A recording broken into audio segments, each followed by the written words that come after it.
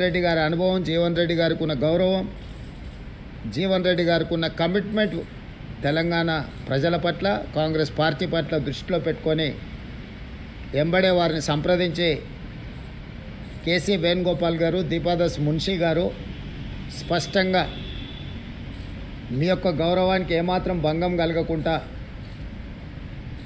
కరీంనగర్ జిల్లా జగిత్యాల శాసనసభ నియోజకవర్గంలో ఉండే ఇన్ని సంవత్సరాలు జీవన్ రెడ్డి గారికి అండగా నిలబడ్డ కార్యకర్తలకు ఎలాంటి ఇబ్బంది జరగకుండా పార్టీ చర్యలు చేపడుతుందని చెప్పి వారికి మాట ఇవ్వడం జరిగింది. పార్టీ హైకమాండ్ ఆదేశాల మేరకు ముఖ్యమంత్రిగా, కాంగ్రెస్ పార్టీ అధ్యక్షుడిగా ఆ ఆదేశాలను అమలు చేసి జీవన్ రెడ్డి గారి యొక్క గౌరవాన్ని కాపాడి ఆ ప్రాంత కాంగ్రెస్ పార్టీ కార్యకర్తలను ఆదుకోవడానికి పార్టీ ఆదేశించింది, మేము నిర్ణయించుకున్నాం. కాబట్టి యథావిధిగా మళ్ళీ జీవన్ రెడ్డి గారు రెట్టించిన ఉత్సాహంతో ఈనాడు ప్రభుత్వం అమలు చేయబోయే రైతు రుణమాఫీ కావచ్చు, ఇతర సంక్షేమ కార్యక్రమాలు కావచ్చు, రాబోయే బడ్జెట్లో ప్రభుత్వం ప్రవేశపెట్టబోతున్న బడ్జెట్కు సంబంధించిన వివరాలు కావచ్చు, వీటన్నిటిని కూడా ఉధృతంగా ప్రజలకు తీసుకెళ్లడానికి వారి అనుభవాన్ని, వారి శక్తి సామర్థ్యాలను పార్టీ వినియోగించుకుంటుంది.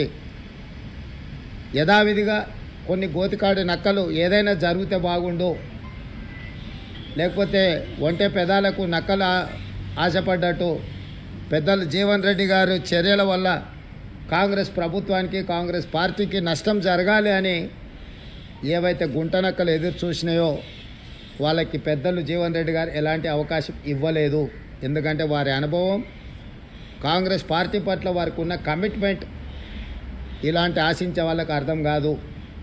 కాబట్టి ఈరోజు మీడియా మిత్రుల ద్వారా తెలంగాణ ప్రజలకు, జీవన్ అనే అభిమానులకు, కాంగ్రెస్ పార్టీ కార్యకర్తలకు, ఈ ప్రభుత్వంలో, ఈ పార్టీలో వారి గౌరవానికి, వారి అనుచరులకు, వారి సహచరులకు, కాంగ్రెస్ పార్టీ కార్యకర్తలకు ఎలాంటి కష్టము నష్టం జరగకుండా పార్టీ చర్యలు చేపడుతుందని పార్టీ ఆదేశించింది, చేపట్టాలని చెప్పింది. అవి తప్పకుండా అమలు చేస్తామని చెప్పి ఈ సందర్భంగా మీ ద్వారా అందరికీ తెలియజేస్తున్నాను.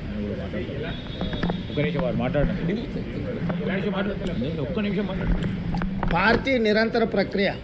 పార్టీ ఏ సమయం సందర్భం వచ్చినప్పుడు వారి అనుభవాన్ని ఏ విధంగా వినియోగించుకోవాలో తప్పకుండా వారి అనుభవాన్ని పార్టీ వినియోగించుకుంటుంది. చర్చలు మీరు చేస్తున్నారు, ఇంతవరకు మంత్రివర్గం మీదనే చర్చలు జరగలేదు. మీ పార్టీకి మీరు చర్చలు చేసేసిండ్రు, శాఖలు కేటాయించిండ్రు, ప్రమాణ స్వీకారాలకు కూడా మీరు ముహూర్తాలు, అవును, దానికి ఖాళీగా లేవు. అదే కదా మీ మీ మీ తప్పుడు వార్తల వల్ల ప్రజలు గందరగోళంలో ఉన్నారు. విద్యాశాఖకు నేనే మంత్రిని, నేనే ఫుల్ టైం మినిస్టర్ను. నేను పార్ట్ టైమా? నేను కేసీఆర్ నా ఫామ్ హౌస్లో వండుకొని ప్రభుత్వాన్ని నడుపుతున్నానా? నేను ఇక్కడికి వచ్చిన 4 రోజుల నుంచి ఎన్ని శాఖల మంత్రులను కలిసినా ఏ శాఖ ఖాళీ లేదు. అన్ని శాఖలకు మంత్రులు ఉన్నారు. నా దగ్గర ఉన్న శాఖలకు నేను క్రియాశీలక మంత్రికి ఏమైనా పరీక్షలు నిర్వహించకుండా వదిలేసినామా? 10th క్లాస్ ఎగ్జామ్స్ నిర్వహించలేదా? ఇంటర్మీడియట్ ఎగ్జామ్స్ నిర్వహించలేదా? ఇంజనీరింగ్ ఎగ్జామ్స్ నిర్వహించలేదా? పరీక్షల ఫలితాలు విడుదల చేయలేదా? ఎక్కడైనా గతంలో జరిగినట్టు ఏమైనా లోపాలు జరిగినాయా? నీట్ కానీ, డిఎస్సి నోటిఫికేషన్ కానీ, ఏ పరీక్షలు ఆంధ్రప్రదేశ్లో ఇప్పటివరకు ఎంసెట్ రిజల్టులు కూడా ఇవ్వలే. మేము ఆల్రెడీ ఫలితాలు ప్రకటించేసి భవిష్యత్ కార్యాచరణ కూడా స్పష్టంగా చెప్పినాము. ఇప్పటి వరకు మీ ద్వారా సూటిగా నేను సవాల్ విసురుతున్నా. గతంలో విద్యాశాఖ మంత్రులు చేసిన పనులు, ఈ సంవత్సరం మా విద్యాశాఖ తీసుకున్న నిర్ణయాలను పోల్చి చూడండి. క్యాలెండర్ డేట్ ప్రకారం ప్రతి అంశాన్ని చాలా స్పష్టంగా నిర్దిష్టమైన ప్రణాళికతో ముందుకెళ్తున్నాము. కొంత పొలిటికల్ పార్టీ ఓన్డ్ మీడియా, అంటే రాజకీయ పార్టీలు నిర్వహించే టీవీలు కానీ, పేపర్లు కానీ, ఆ రాజకీయ పార్టీల యొక్క ప్రయోజనాలను కాపాడడానికి శాఖలకు మంత్రులు లేరు. కేసీఆర్ 2018 గెలిచిన తర్వాత ఆయన ఒక్కడే ముఖ్యమంత్రిగా పదవి చేపట్టి కొన్ని నెలలు మంత్రులే లేరు. ఏ రోజన్నా, ఏ పేపర్ అన్నా, ఏ టీవీ అన్నా ఇట్లుంటుందా అని ఎవరైనా మాట్లాడినరా?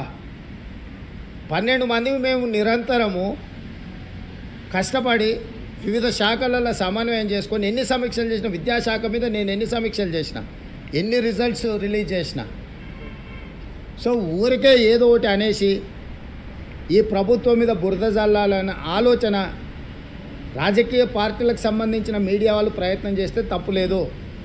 మిగతా మీడియా సంస్థలు కూడా అందులో పడి కొట్టుకుపోవడం సమంజసం కాదు.